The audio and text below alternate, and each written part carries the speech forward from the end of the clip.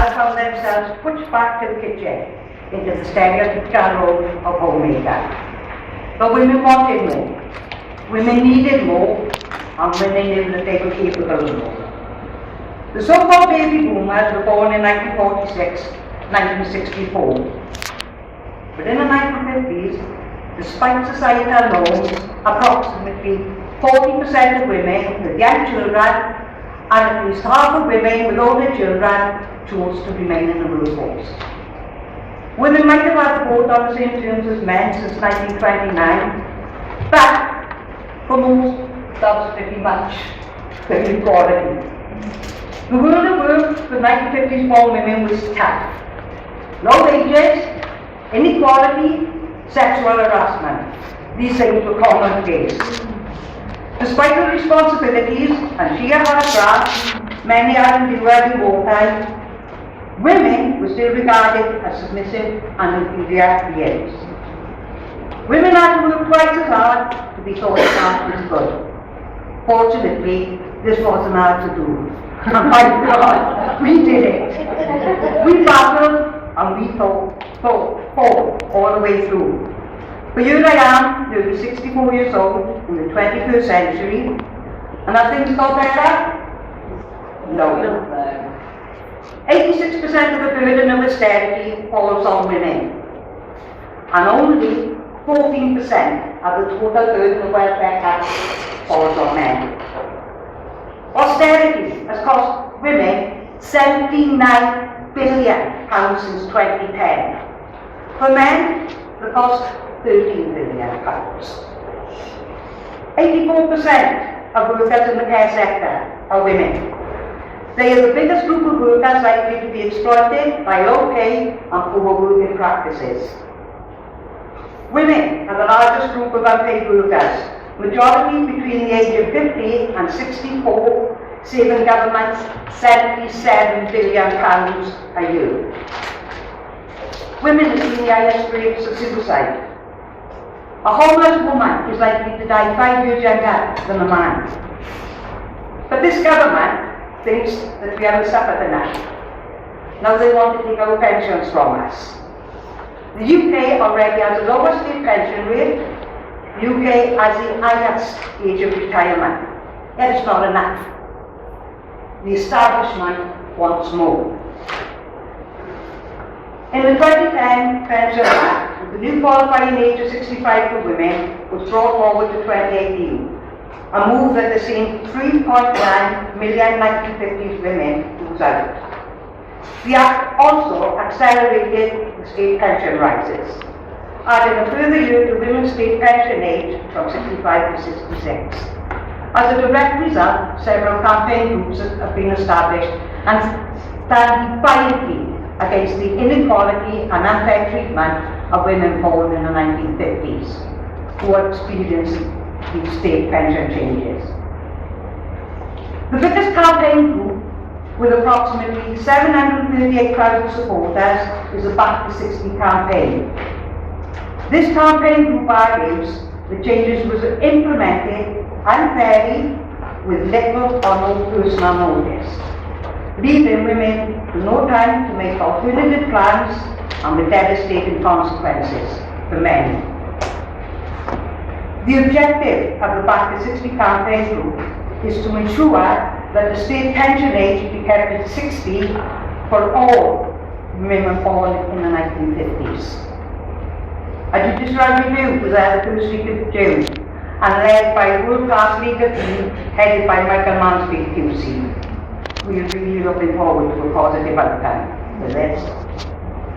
The Back to 60 campaign group is the largest of its kind, but it finds itself being excluded from democratic procedures due to fundamental policy differences between itself and other campaigning bodies. The Back to 60 campaign is clear. It will accept nothing less than the return to 60 of the state pension age for 1950s women.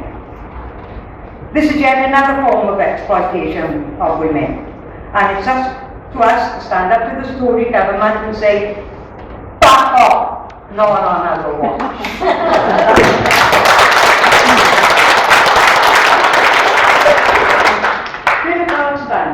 Nation Special Rapporteur stated, an abrupt and poorly implemented change in state pension age for women from 60 to 66 has severely and inconsequentially penalised those who were on the cusp of retirement and who had well-founded expectations of entering the next phase of their lives. The UN Committee, CEDAW, led by Professor Jackie Jones, said, quote, that the rise in state pension age has led to poverty, homelessness and financial hardship. As a Unison member and Back to 60 supporter, I'm asking for 50s women's state pension to be reinstated back to 60. The impact of the discriminatory rise of state pension age by 6 years has had and is having an adverse effect on a specific group of women. Labour and even Boris Johnson has admitted that 50s women has had an injustice done to them. By admitting this, the only remedy is the full restitution of state pension for all these women. It's fair, it's justifiable, it's affordable, and it's our money.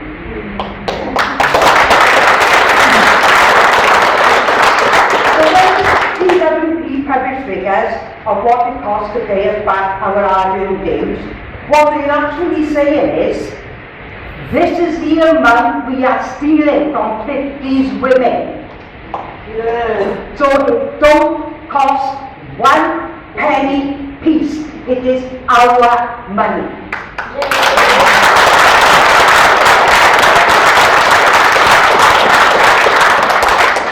David Enke, top-class investigative journalist, discovered that 271 billion being raided from the National Insurance Fund. Michael Mansfield QC stated in a recent judicial review brought about by Back to 60 that governments have created a subclass of women and don't we know it.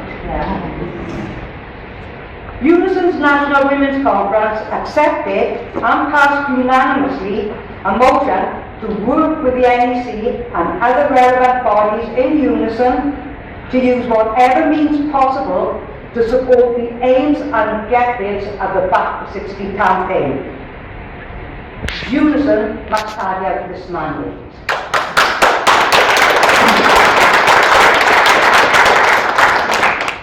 Those without a mandate have not consulted the 50s women about any ask. They cannot and should not be allowed to negotiate or offer half measures with regards to state pension of 2050s born women without their express permission. Even when we get our state pension back to 60, women will never regain the lost ground due to the cumulative impact of the robbery.